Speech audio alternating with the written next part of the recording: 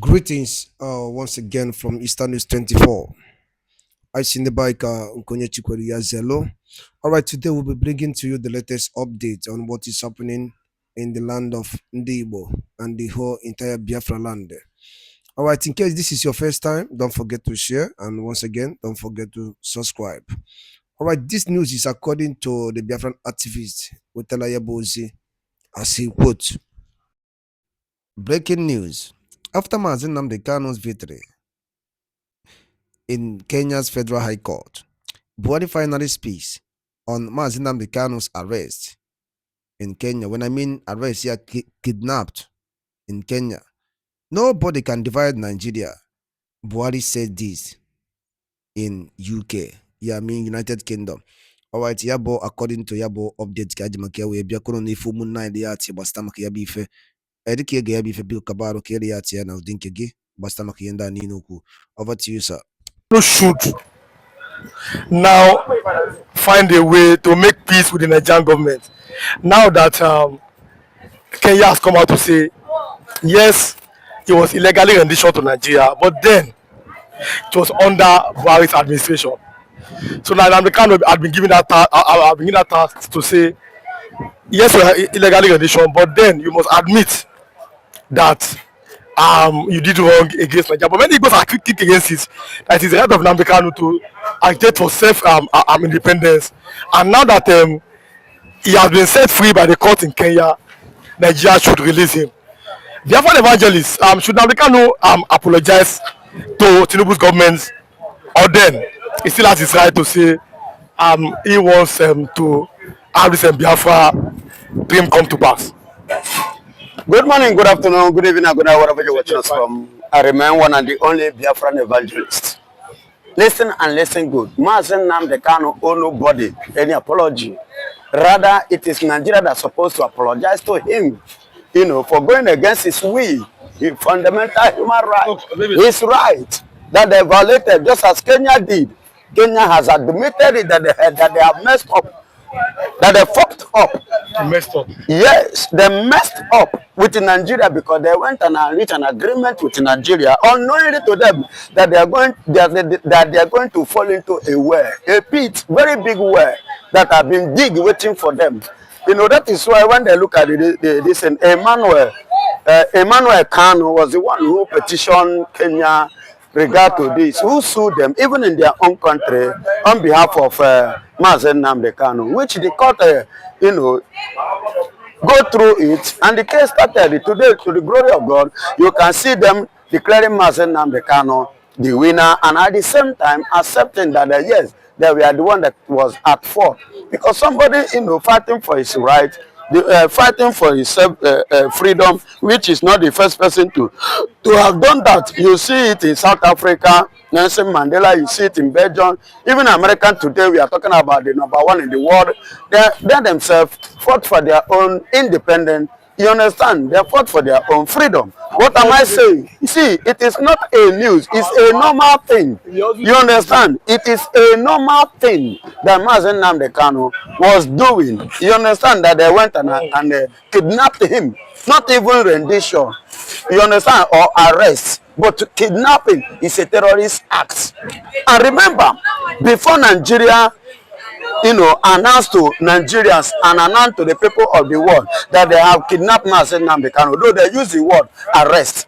Mazi Nnamdi Kanu was detained in Kenya 8 days, and he was beaten up in Kenya 8 days before they now invited Nigeria. Now, he is already in Nigeria at the 19th of May, when they make the announcement declaration on the 29th of June. So Mazi Nnamdi Kanu have already spent days in Nigeria, even in Kenya dungeon, and with the beating before the Nigeria open up that they have could arrest him. But Mazi Nnamdi Kanu open it up that it was kidnapping case, because he did not go to Kenya with Nigerian passport, neither did he enter Kenya with illegal means. He entered Kenya through the normal process and with what? With a British passport officially. You understand me? Officially. So they now decide, they now kidnapped him. So you see what happened? The way they did it, they admitted that we truly, messed up. We truly messed up. Now we want to, amend our ways. How did he say that they want to amend? Decided to, to pay a kind of 10 shillings. That 10 million, the 10 million shillings in Nigeria, when you now convert it to Nigerian money, it will give you 120 million naira. But I haven't said this thing, I see this thing as a kind of Nigeria actually has finished. How can 10 million, Nigeria has finished? Yes. How can 10 million shillings of Kenya, becoming, when converted, becomes 120 million Nigerian currency? Nigeria is economically finished. You understand? So far so good. It is Nigeria that is supposed to apologize to Mazi Nnamdi Kanu, not Mazi Nnamdi Kanu apologizing to Nigeria. Just as the way the Kenyans did, they apologized to Mazi Nnamdi Kanu. So Nigerian government should equally do that. And those whose hand were involved in his kidnapping should actually equally do what? Apologize. As Kenya's government, court have declared, their names was listed, of which, if you including the Nigerian president's hand was involved, the former president was involved, the former vice was involved, Shetima and Co. Buhari, mention them. That was including some Igbo, the late one, Mba, and the rest. So all of them that were there involved in the kidnapping. But glory be to God that the winning is coming to the wings winning side. And it is a plus to us as the Biafrans. It's a plus to us for what we are fighting for. It's what we are, a plus to us as what? As the Igbos. And regard to Mazi Nnamdi Kanu, it's a winning win-wins. So we're looking at this this other angle here. Now that the Kenyan court have said he was illegally rendition, is it time to allow Nnamdi Kanu go? Of course, this is the best time for Nigeria themselves. Do you know that declaration, that a pronouncement from Kenya, that judge from Kenya, are proving to you and I that Mazi Nnamdi Kanu was innocent. You understand? That Mazi Nnamdi Kanu was innocent of the wrong accusation which Nigeria accused him of. And with this, it means that Nigerian court and Nigerian government do not have anything again. So it is all winning for Mazi Nnamdi Kanu. We are waiting to see what will happen in the court come July 18. You will see what is going to happen. It is now in the hand of Mazi Nnamdi Kanu to decide, you understand, whether, to continue or to do what? To withdraw, to drop the case. Do you understand me? It is now in the hand of Mazi Nnamdi Kanu because Nigeria have done their own. They have done their worst, and Mazi Nnamdi Kanu defeated them, both international and the local. And you can see what is going on.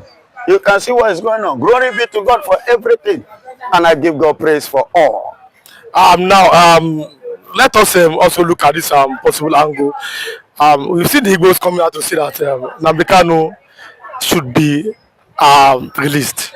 Of course. The problem is that have already said if Nnamdi Kanu is Yoruba elders have said it, some northerners have, the outsiders have said it, they should free him. He's an innocent man. He committed no crime. He has no question to answer. Are you hearing me? So, and that justice. So they should go ahead, just free him. I wasn't even expecting Mr. President to free Mazi Nnamdi Kanu on June 12th. Because in June 12th, Igbo man sacrificed for that June 12th. He would have used that June 12th as another sacrifice. I swear. But I don't know. But I still believe that God is at work. And Bola Ahmed Tinubu knows what he's doing. But let's look at this other angle. Between Nnamdi Kanu and Sheikh Ahmad Gumi, which of them should be declared a terrorist? You don't need to ask the question 2 times. Sheikh Ahmed Gumi should be declared not even terrorist but wanted. That man traveled to Saudi Arabia. In Saudi Arabia, they did what? They chased, they returned him, that father, they returned him back to Nigeria. Saudi did not want him. Are you hearing me? Saudi did not need him, they did not want him. And on that note, because of what? His way of life How can you be negotiating with bandits, negotiating with terrorists, if not that Nigeria is not a working? Although he's not an angel, he has some his own lapses. But throughout the lifetime of Awolowo until he died, Awolowo stand for the benefit of the West. Awolowo stand for the benefit of Yorubas. Although he will eat, oh, because when you cultivate, you have to eat from that place. Understand? The role Awolowo play to Yorubas, if Zik or any other strong politician from East have played the same role to us, I think we are now, Biafra could have been an old nation among the community of nations. But they will not do it. P2B is jumping. Look at all the whole killing in Southeast. Have you seen P2B come to condemn any of them or to speak out? But anything happen to not, P2B will be number one to comment. P2B is number one to lament. P2B is number one to give a palliative to them.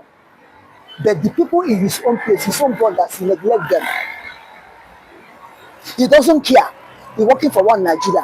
They will not give to him. The P2B realize that 2019 election that the PDP won, they take it out of PDP and still give it to Buhari. Well, I think it was Fulani. Yes. It's because of the P2B. P2B is part of it. It's Nyamiri. It's Nyamiri. Omuibo. Okay, tell me, apart from Jonathan government down to Obasanjo government, from APC government 2015, tell me any good post, relevant post that Igbo man are holding. Igbo man is holding. Tell me in these two regimes.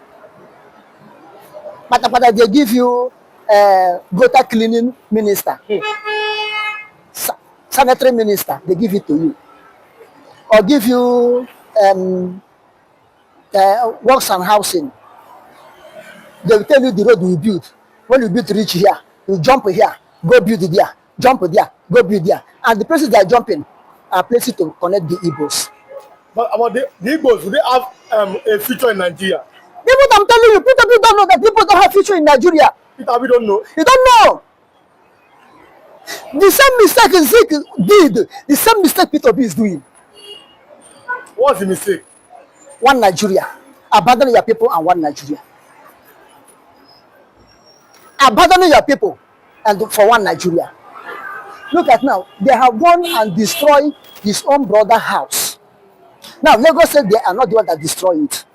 Lagos Town Planning or Housing Authority said they are not the one destroyed it. Then who destroyed it? If they are not the one that destroyed it, let Lagos state government do what? Do investigation and not the people that destroy it. Or do you tell me that these political talks will start now destroying building they know that belong to the Igbos, and that Igbo man they support Peter Obi? They will start now to destroy. No. And this is supposed to teach every Igbo man lesson that home is home. Go back and build to your house. This is what Awolowo told the Zik in 1953 election. In the West here, Zik won Awolowo under NCNC. Awolowo was action group. Zik won overnight. Oh, trust Awolowo. He's a man. Overnight, Awolowo turned the clock, the hand of the clock. All the whole people that won in the West under NCNC that give Zik upper hand. That time, this one they are calling the campaign now. Defection. Defection. That time it was called cross carpet. Cross carpet that time. All of them cross carpet to action group. In the day, Zik came out. Nobody stand his back again. He lost his political post, both to federal and region. Awolowo asked him, Zik, you better go back home and rule your people. Put your house in order. Look at your people. You haven't put your house in order. You leave east, come to west to rule. Go and put your house in order. Leave the place that the owners have put their house in order for them to rule their house. This is exactly what happened to the Igbos. But is that the reason why Igbos say that Yorubas are betrayers? In any way, in other ways, Apart from that, the Yoruba under Awolowo betray Zik, betray Igbos during the Civil War and after the Civil War. During the Civil War and after the Civil War, they betray Igbos. But not with minding, the one Igbo betrayed themselves are more than the one Awolowo and Yoruba betrayed the Igbos. Now, is it Igbo, Awolowo, Yoruba are betraying Igbos? Is it not Igbos are betraying Igbos? Who are the people who went to Finland to testify against someone else? Are they not Igbos? How many Yorubas go there? Who are the ones testifying against Nnamdi Kanu in the Nigerian court? Is it not the Igbos? They think that we will not know. They will come with masks to cover their face and put a hijab on their face, head, as if they are Muslims. Are they not Igbos? They are Igbos. What of the politicians? Are they not the Igbos? What of a city senator now, call himself Orji Zokalo, who said that if Finland free Samuel Ekpa, which means they don't want peace in Biafra land, in East, as if Samuel Ekpa is the Fulani herdsmen that are killing in the East, as if Samuel Ekpa are the rituals that are killing in the East. Are they not Igbos? So the betrayal of Igbo is worse among the Igbos than the one that Yoruba did, although Yoruba betrayed Igbos. Awolowo will betray Igbos, I agree. But if we are in the shoe of Awolowo, what will you do? Instead of me allow my people to kill, I betrayed others for my people to be safe. That's what Awolowo did. Why can Zik betray North, betray West, and let Igbo man live? Even the betrayal of Zik is worse than the one Awolowo did. You know, that's what I'm saying. In 1969,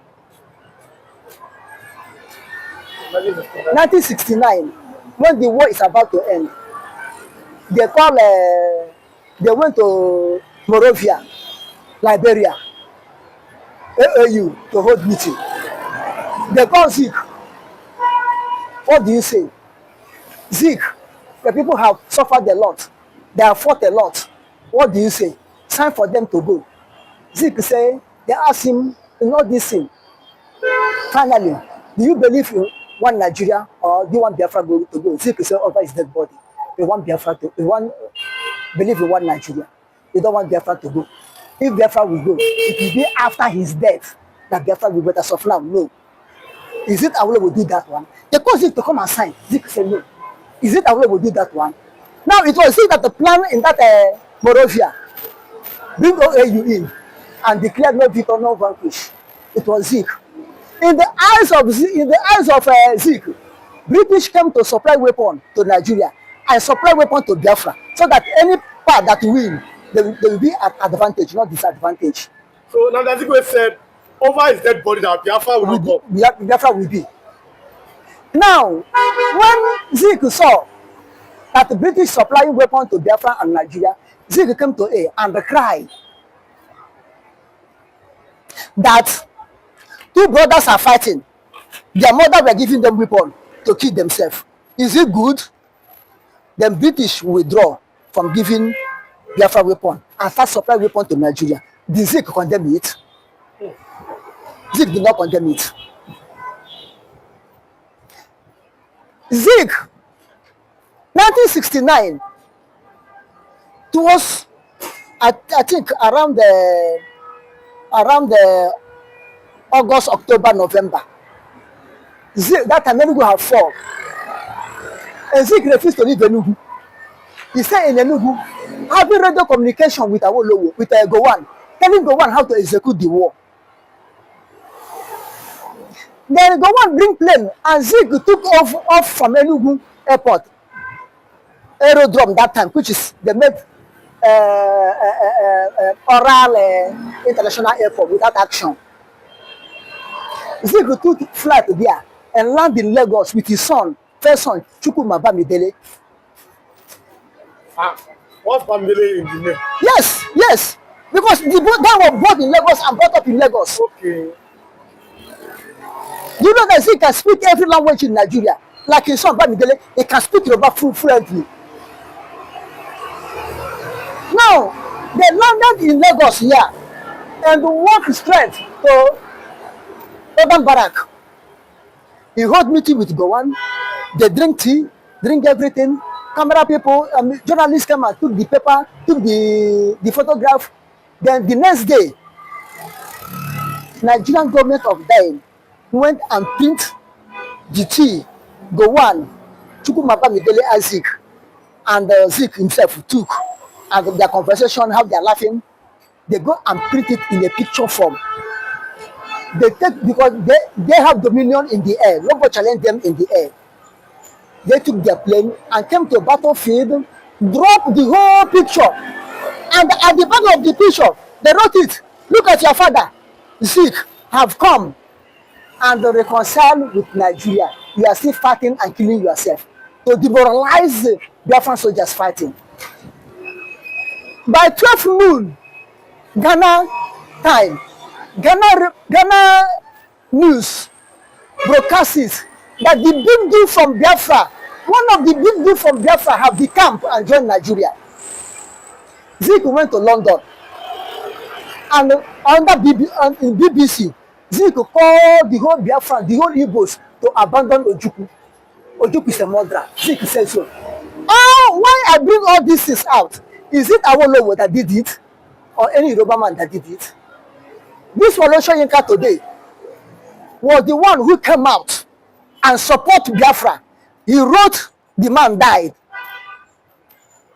The man died. Wole Soyinka wrote it on behalf of Biafra and in the favor of Ironsi, which was bound after the war. Do you know that Gowon and jail Wole Soyinka because of Biafra issue? Because Wole Soyinka was vocal condemning Nigeria, what they did to Biafrans and what they still did to Biafrans that time. Is Wole Soyinka an Igbo man? Is he not a Yoruba man? Let us say that one. He did well that time. Eh? So what I'm telling you, the problem of Igbo politicians, the problem of Igbo leaders, the problem of Igbo billionaires is this. Person who don't know where rain start to fall upon him will never know where rain stop to beat him. And the person who cannot go back to history will never have understanding and will not know what future will be. So I know them, Peter Obi, Okocha, Uzodima, all of them, they should not learn from what has happened to Zik. They did not learn. Ndị be anyị ngwadalụ dị nenu dịka unu si wee na-esola n'iru akwụkwọ n'ihe nke anyị na-eme na Eastern News 24. Ka efi were ikwu gbasịta maka ya bụ ife ndị a niile nọ n'iru akwụkwọ n'ụbọchị uhuruchi nke taa. Ka efi wee ikwu gbasịta maka ya bụ ife drọpụrụ ife iche n'ụdị nke gị ngwa nke mesịa na ụmụnne m.